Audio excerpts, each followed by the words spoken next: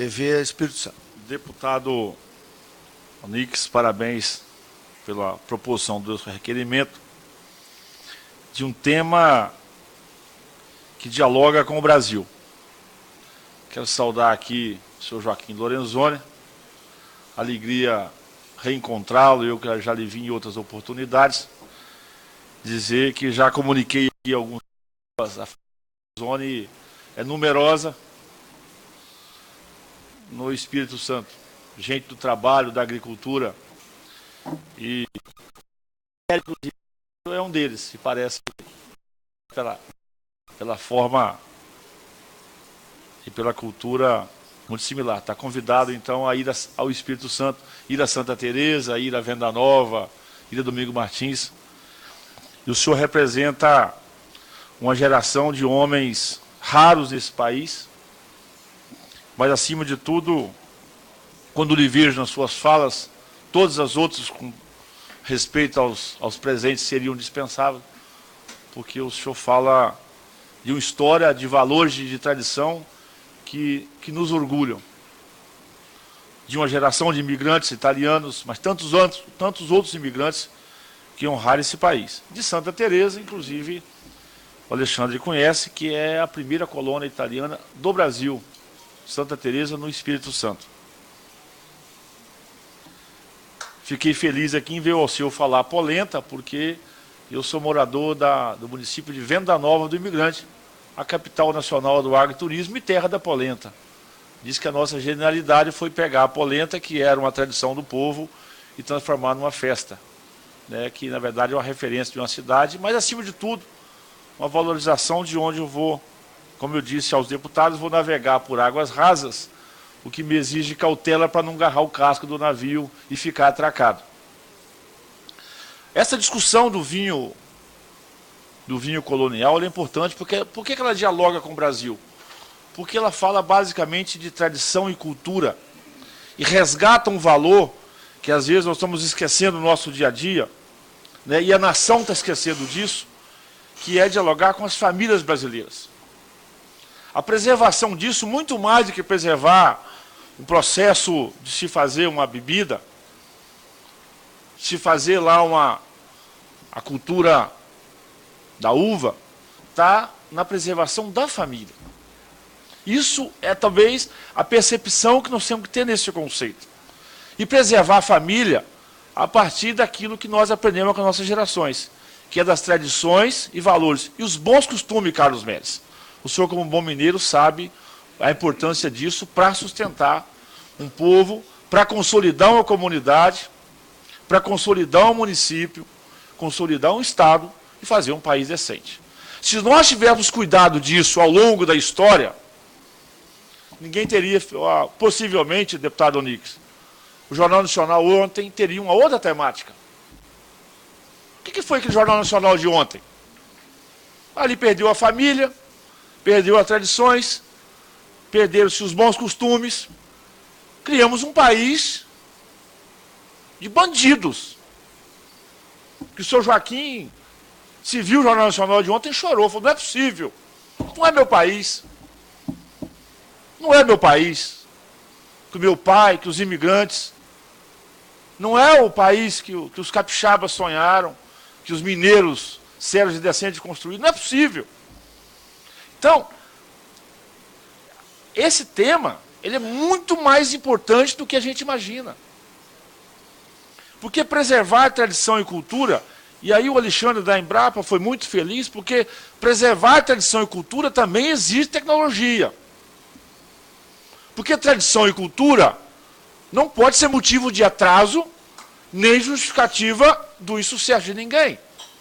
O conhecimento é importante, mas o conhecimento chamado no fluxo reverso. E, infelizmente, a academia brasileira, muitas das nossas instituições de pesquisa e muitos dos nossos pesquisadores não compreenderam a lógica do processo. Eu que tive a oportunidade, Alexandre, de presidir o INCAPé no Espírito Santo com muito orgulho, uma grande casa onde eu tive assim, um grande momento na minha vida profissional, porque nós temos que parar de fazer as coisas em laboratório e depois que ir lá ensinar para o senhor Joaquim, para o senhor Paulo. Vamos lá conversar, vamos conhecer a vida como que o nosso povo vive. A partir dali, levar essa demanda para dentro da pesquisa, para dentro da universidade. E vamos aperfeiçoar aquilo que se faz lá na origem. Isso é fundamental. Porque se você preserva isso, você preserva todo o arranjo e organização social. Questão tributária eu vou falar com o Fernando depois, que é uma vergonha, né? Uma vergonha. O que o país faz é um caos. Ou seja, mas é disso que eu estou falando. E isso vai dar o rumo para o país. Eu que sou da capital nacional do agroturismo, que é Venda Nova do imigrante do Espírito Santo, Domingo Martins, Castelo, Conceição do Castelo, Afonso Cláudio, Santa Teresa, Santa Maria de Jetibá, ou seja, um estado que a partir da agricultura familiar, a partir da agricultura está evoluindo e está se emancipando. Um povo que cada dia mais está trabalhando para ficar livre do município, para tentar ficar longe do Estado e se depender do nosso povo, nem dialogar com a União, porque vira um problema. Caminhando, ou seja, porque tem a lei muda. Porque tem uma regra se muda, quando for para o bem. Não o hábito que nós temos de mudar a regra e mudar a lei para o mal. Que a Constituição, muda a Constituição. Que diacho de lei é essa que atrapalha o povo? Que diacho de lei é essa que impede que costumes e tradições do nosso povo possam ser preservados para o nosso bem? Porque isso, inclusive, emancipa o cidadão brasileiro.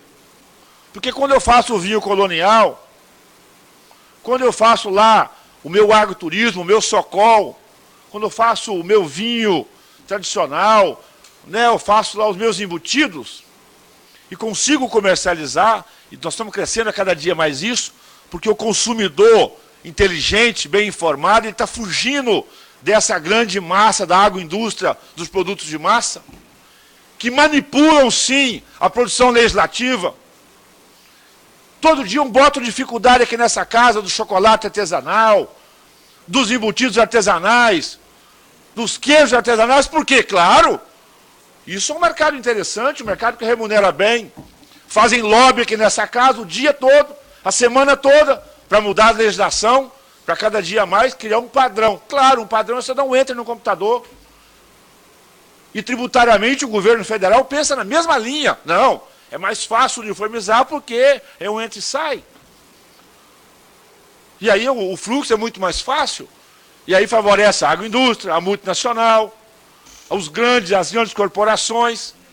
Mas se esquece que é nessa guerrilha do dia a dia que nós vamos colocar renda, senhor Joaquim. Gostei muito do advogado, mas assim como eu, talvez ele gostaria de estar lá na propriedade, tendo renda e dignidade lá na propriedade. É bom estudar. É bom ter outra formação. Mas se eu pudesse ter uma dignidade ao lado do meu pai, do seu Jair, eu que perdi o meu avô tem uma semana, com 97 anos de idade, um homem analfabeto, culpa do Estado. O Estado não conseguiu ensinar o meu avô a ler e a escrever, mas criou uma família honrada, com dignidade. 97 anos de idade, uma sabedoria que o Estado não conseguiu ter essa percepção.